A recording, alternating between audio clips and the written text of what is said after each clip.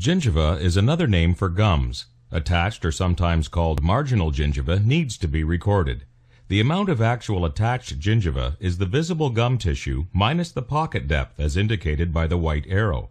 Attached gingival tissues may appear to be adequate under visual examination, but can be diagnosed inadequate with a thorough periodontal examination. In this case, there is no attached gingiva associated with this lower anterior tooth.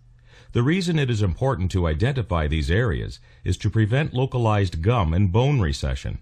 There are various periodontal procedures to increase attached gingival tissues and prevent this from happening. If left untreated, this recession and bone loss can progress to such severe levels that a tooth may actually fall out on its own.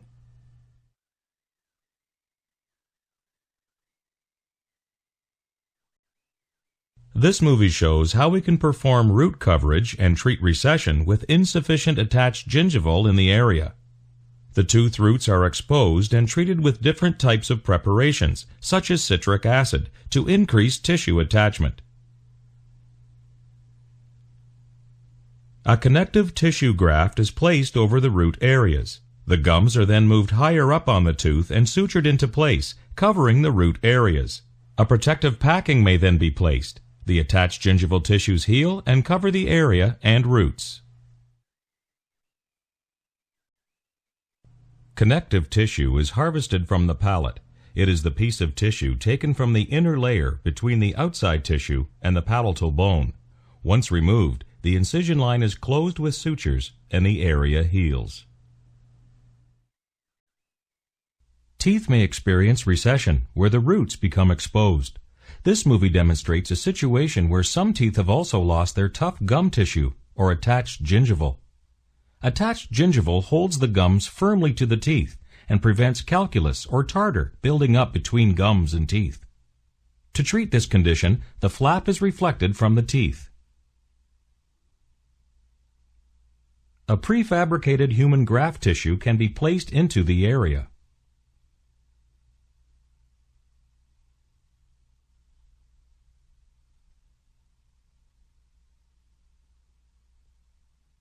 The graft is adjusted to fit and sutured into place.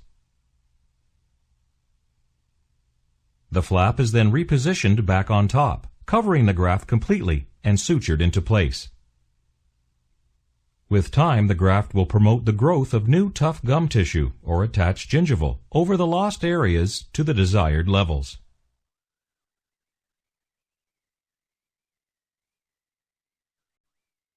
Here we see that the results we can expect from surgical correction of recession are dependent on the level of the adjacent bone. The exposed root area is outlined in white dashes.